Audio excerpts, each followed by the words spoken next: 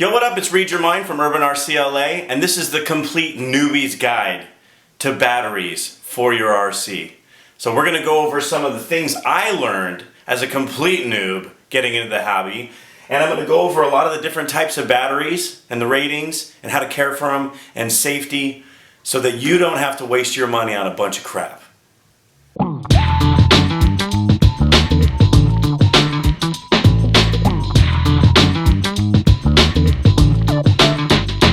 Okay, first a disclaimer. I'm not going to go so far deep into all the very specific specifications of the different cell types and the voltage and what that means in relations to your motor and all that stuff. There's plenty of videos out there on YouTube to explain that. What I'm really going to be going over is what to look for and what to buy, because we all want to save money. But to be quite honest, one of the most important parts about what you choose to run inside your RC is the power source. So you'll want to make sure that you get the exact right type of battery for the vehicle that you're trying to run. And there's other things to consider, like the connector type and things like that. So we're going to start off first with this video is just showing you sort of the evolution of what I went through in learning about the hobby and RC in general. Now typically when you start off and you buy a ready-to-run vehicle, it comes with what's called a nickel metal hydride, okay? And these will have various different connectors. This one happens to be a Tamiya. There's a bunch of different ones. There's a Dean's connector, Traxxas, Tamiya. There's a bunch of them. And in fact, in order to charge them correctly, you'll need to have a charger that has the same connector. And most of the vehicles that you buy ready to run come with some sort of charger like this. These right here, these chargers are basically your AC peak nickel metal hydride chargers that come with your ready to runs. Some of them come with a little dial here or a little color LED that'll tell you when it's charged. I can tell you right now that these are complete crap, and if you plan on running a lot with your RC, you'll find it quite annoying that you have to wait 2 or 3 or 4 hours for your battery to charge just so you can run it for 15 minutes. But every ready to run comes with these, but you'll want to quickly upgrade to something better. More on chargers in a bit. But nickel metal hydrides, you can see there's usually a couple things you'll want to know. The voltage and the milliamp hours, right? So the voltage is how much power you're going to get to your vehicle. Depending on the ESC and the motor that you're running, sometimes in the instructions of the RTR, it'll tell you what the maximum capacity is. So always read your instructions. But you can get nickel metal hydrides in a number of different voltages, but just remember that voltage has to do with the power output, and milliamp hours is how long the battery will run. So the larger the voltage, the more power you'll get, and the more milliamps you have, the longer the battery will run. There are different types of nickel metal hydrides. Here's one that I took out of my Maverick Ion 1/18 scale, and these are a little bit smaller, and it has a smaller Tamiya connector, and you can see this one's a 7.2 volt 1200 milliamp hour. But these are a different form factor. So when you're looking at batteries to buy that are nickel metal hydride, consider the scale of your vehicle, where you have in the chassis to place the battery, and how long you want to run it, and how much power you want to have. These nickel metal hydrides, when I got started, I bought the 7.4 volts, and I bought higher power ones and longer milliamp hours. But these drain consistently throughout the run. So as you get through the battery, it'll actually start giving less and less power and slow the vehicle down until ultimately you have no power. So I quickly grew out of these, but I wasted probably $250 buying all kinds of different batteries that were nickel metal hydrides until I realized that I was willing and mature enough to take on the LiPo batteries. And LiPo batteries have a significant difference in terms of power output and longevity. And we'll talk a little bit about those as well. So the first LiPo battery I want to show you right here is the soft pack LiPo battery. It's got a soft pack, it's just wrapped with some like vacuum form. And this one right here says it's an 11.1 volt, which means it's a higher power output, 5,000 milliamp, which means it'll last a long time. And then it has all this other stuff like 25C LiPo battery. Now I'm not going to go too deep into what 25C means, but I can generally tell you the higher the voltage, the higher the milliamp hours, the higher the C, the better, more powerful, more longer lasting LiPo you're going to get. One of the downfalls of these soft packs is that first, you're not going to be able to race your RC at any indoor off-road tracks, because most of the indoor off-road tracks require that you have batteries that are ROAR approved, R-O-A-R. ROAR approved means that it's acceptable for racing and it meets safety standard qualities that allow you to race indoor without the risk of a fire. So when we take a look at some of these batteries, This is an example of a ROAR approved battery right here. This is the Hobby People Lithium Power 7.4 volt 2S. 2S meaning 2 cell. There's 2 cell, 3 cell, 4 cell. 35C ROAR approved. It'll say ROAR approved right on there. So if you're going to plan on going racing, you'll want to get a hard pack ROAR approved. These are actually longer lasting batteries because of the hard shell that they have, right? So they're a little bit more safe and more approved for running indoors.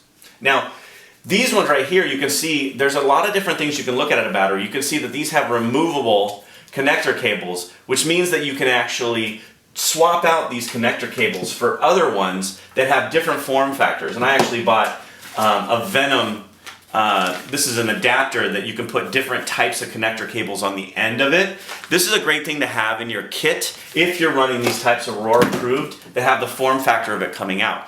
There's also something you need to worry about here is that you want to check your vehicle to see if there's room for it to come out like this. And the difference is that the other batteries will have it coming out of the front like this, which makes it easier to fit into some locations. So that's something to take into consideration, because the worst thing is when you buy a battery and you go to put it in your vehicle and it won't fit because it has this type of connector. It would need this type of connector. So always keep that in mind. So you can see with this battery here, this one, you can actually see, I don't know if you can see that, it's puffy and squishy, okay? This is a battery that is likely to burn my entire house down, okay? So I'm gonna spend some time now talking a little bit about safety. There are a lot of things that you need to know about LiPo batteries to run them correctly, charge them correctly, store them correctly, so that you don't risk a fire. Now, we've all seen in the news lately a lot of these brand new, really trendy hoverboards. Now, you've seen the video footage of hoverboards exploding and hoverboards burning people's houses down and catching on fire while you're running them. That's due to low quality LiPo batteries in the cheap knockoff versions and a number of different charge issues. So there's been instances you can find online. In fact, my friend Hemistorm shot a video of a buddy of his who incorrectly charged his LiPo batteries, and it ended up burning down his entire garage. The number one rule with dealing with LiPo batteries is that if you're going to be charging them, never ever charge them unattended. Make sure you're there in the room while they're being charged. And I am not even joking when I say this is literally the most important thing. What do you want to check for? If you're running these soft packs, you want to check for any expansion in the case. You can see this one's starting to expand. In fact, this one I am immediately going to dispose of after I record this video, because it sitting here just like this could explode and burn my whole house down. Now, where do you dispose LiPo batteries? Remember that in the United States, it's illegal actually to dispose these in the trash.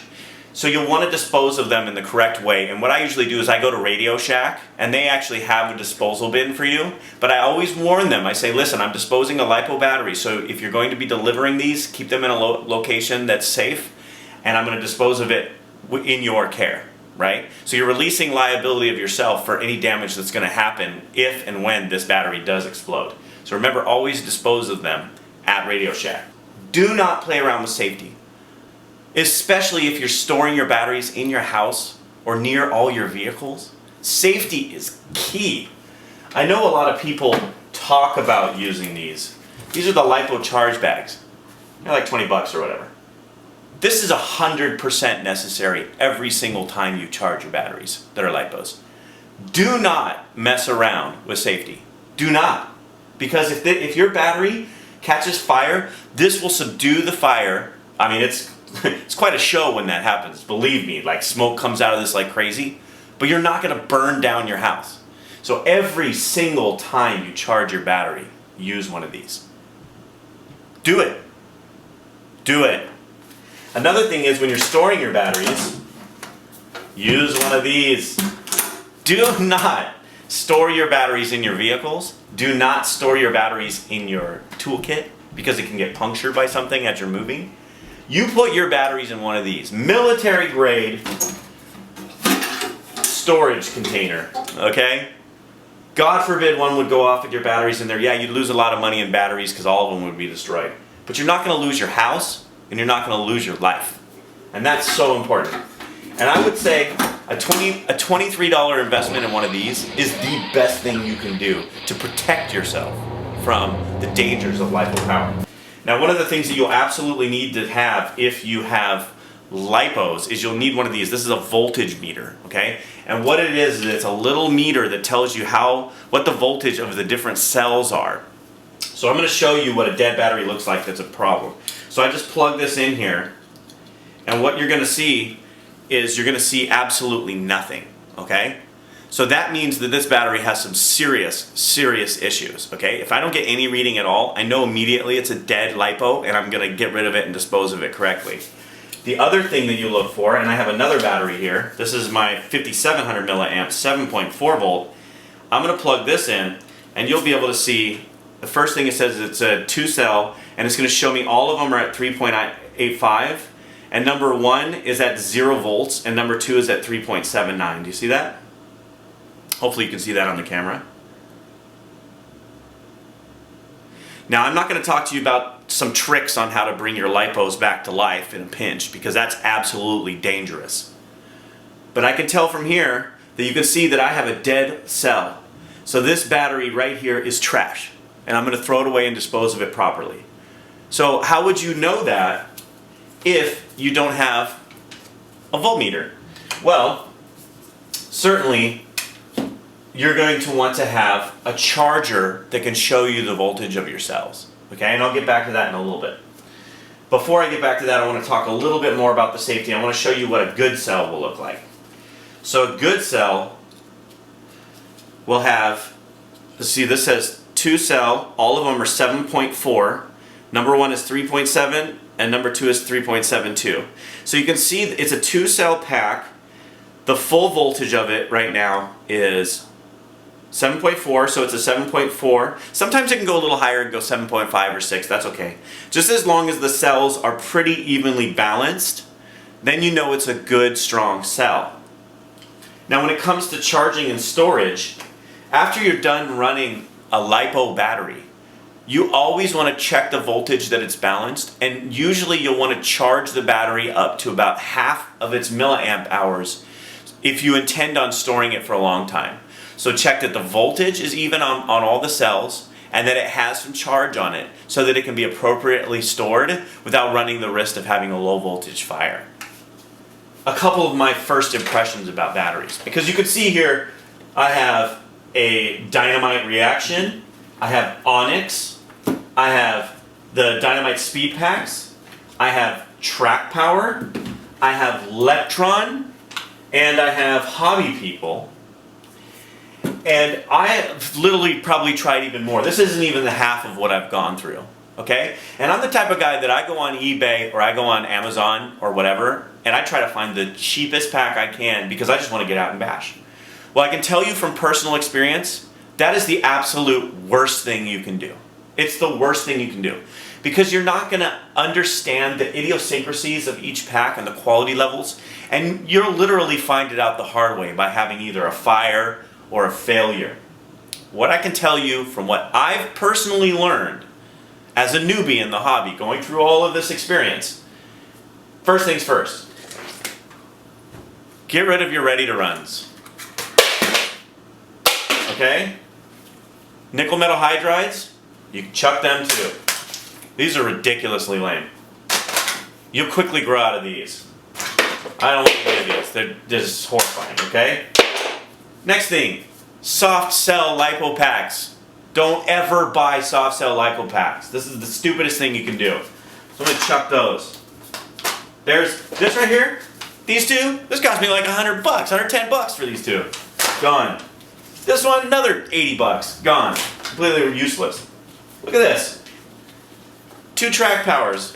Do you see the difference? Let me see if you can see that. This one is expanding already. This one's going to run me the risk of a fire. Crap, right? These ones, great power, form factor. What was I thinking on that? I mean, it's nice to have like these extra ways of putting on any charger you need, but you know what? They make all these like little connector cables that you can buy for just about anything. You need female to female, male to male. So I always have a ton of these in my box, just in case, because I've bought like a trillion different types of batteries, because every car you buy will have a different form factor for the charger. So these, definitely buy. They're only like $2 a piece. Get a bunch of them, right? That's something I learned. Get one of these. This is what they call a snake. This has just got a ton of different types of connectors on it, just in a pinch. I always have one of those. What else did I learn? This was my first upgraded charger. This thing's awesome, by the way. If you're just doing one battery at a time, with those connectors, you can swap it out for something other than a Tamiya. Has different amps you can select based on the battery you're trying to charge, or the, whatever. This is actually kind of a cool little charger to have, and it's not very expensive. But I wouldn't have wasted my money on this, because I got this. And I literally looked at every single kind of charger on the market, and this is by far, in my opinion, the best one for the bang for the buck, right? There's another one I think charges 4 at a time or whatever, but this one charges 2 batteries, regardless of the type, nickel metal hydride, LiPo, LiFe, whatever. It has the connector, it comes with all the connector cables, so you can charge any type of battery you want. And what's also really cool about this is it checks the voltage. Remember I told you about the voltage meter? It checks the voltage of the batteries when you first plug it in, and then it'll give you a list of errors. If there's any errors with the battery, let me see if I can find that page here for you real quick. Error 1, error 2, error 3, error 4, error 5. So it tells you what the different errors are if you plug in a battery, so you'll know what's wrong with it and whether or not you need to dispose of it correctly before you even start to charge it. So, what did I learn?